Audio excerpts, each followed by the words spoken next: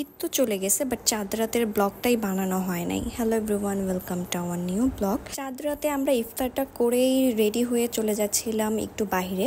ভাবলাম যে একটু আড়ংয়ে যাওয়া যাক। তো ফার্স্টেই লেট হয়ে যাচ্ছিল, ফাতিয়ার বাবা আরও বেশি লেট করতেছিল। বাই দ্য ওয়ে পৌঁছে গেলাম আড়ংয়ে, কিন্তু ভাবি নাই যে এত বেশি মানুষ আড়ংয়ে চলে আসছে। সবারই কেনাকাটা মনে হয় বাকিই রয়ে গেছিলো। বাবার এবার ইচ্ছে হয়েছে একটা সাদা পাঞ্জাবি পরবে, সো সে সাদা পাঞ্জাবি অনেক করে খুঁজতেছে, বাট কোনোটাই ওর পছন্দ হইতেছে না, সব মুরব্বি টাইপ। তাই সে দেখতেছিল, খুঁজতেছিল। তো খোঁজার পরে আমরা এখানে একটু ওয়েট করতেছিলাম, কারণ এত পরিমাণে মানুষ যে এখানে যদি ভালো একটা খুঁজে যে বের করব সেটাই অনেক কষ্ট হয়ে যাচ্ছিল, কারণ প্রচুর পরিমাণে মানুষ ছিল। সো একটা সাইডে একটু দাঁড়ালাম কিছুক্ষণ, তারপর আবার শুরু করে দিলাম দেখা, কারণ ওয়েট করেও লাভ নেই, মানুষের পর দেখি মানুষ আসতেই আছে।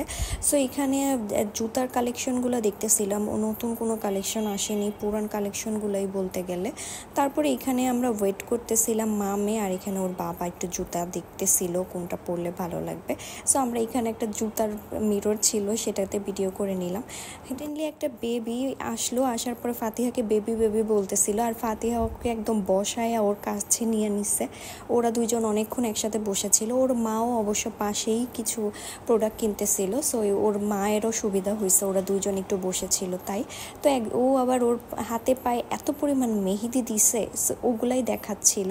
বেবিটাও হাতে নেল পালিশ দেওয়া ছিল, সো ওর নেল পালিশগুলোও দেখাচ্ছে। বাট দুইজনের সাথে অনেক ভালো ফ্রেন্ডলি হয়ে যায়। আমার অনেক ভালো লাগে ফাতিহা যখন অনেক মানুষদের সাথে অনেক দ্রুত মিশে যায়। সো ওরা কিছুক্ষণ খেলার পর আবার লেগে পড়ে লাগলাম। এই সাইডে বাচ্চাদের প্রোডাক্টগুলো ছিল, এখানে তো আরও হাঁটা যাচ্ছিল না, কিচ্ছু দেখা যাচ্ছিল না মানুষের জন্য। এখানে ওর বাবা যখন গেছে একদম 2-3টা পাঞ্জাবি নিয়ে ট্রায়াল রুমে, মা মেয়ে দুইজনে মিলে কি করব, দুইজনে একটু স্ন্যাপ তুলে নিচ্ছিলাম। তারপরে আবার ভাবলাম যে ফাতিহা কিছু খেলনা নিতে চায়, তো এখান থেকে একটা বলও দেখতেছিলাম। ও আবার বেবি বলটা নিতে চায়, কারণ ওর কাছে বড় বলটা আগেই আছে।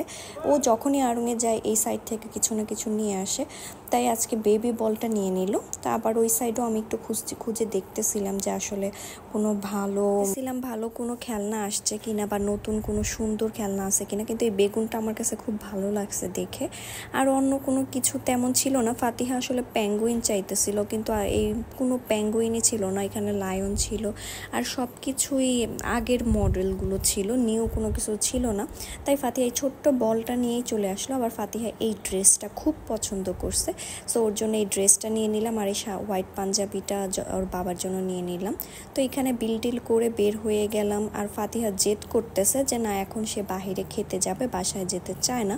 কিন্তু সব রেস্টুরেন্ট, সব জায়গায় এত পরিমাণে ভিড় যে আমরা কিছু খাবার কিনে নিয়ে চলে আসলাম বাসায়। মধ্যে রেস্টুরেন্টে বসে খাওয়ার থেকে মনে হলো বাসায় নিয়ে খাওয়াটাই ভালো, আনহাইজেনিক মেটার হয়ে দাঁড়াচ্ছিল। তারপরে বাসায় এসে এখন অলমোস্ট রাত 2টা বেজে গেছে। সো তখন আমি একটু ফাতিহাকে নাগেটস ভেজে দিচ্ছিলাম, কারণ কিছু একটু প্রিপারেশন নিয়ে রাখতেছিলাম। রোস্টের জন্য মুরগিগুলো ওয়াশ করে নিচ্ছিলাম, তারপরে একটু ভেজে রাখতেছিলাম, কারণ সকালবেলা উঠে সব কিছু একসাথে করা সম্ভব না।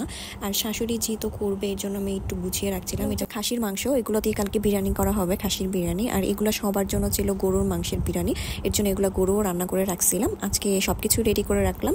তাই আজকে এই পর্যন্তই, আল্লাহ হাফেজ।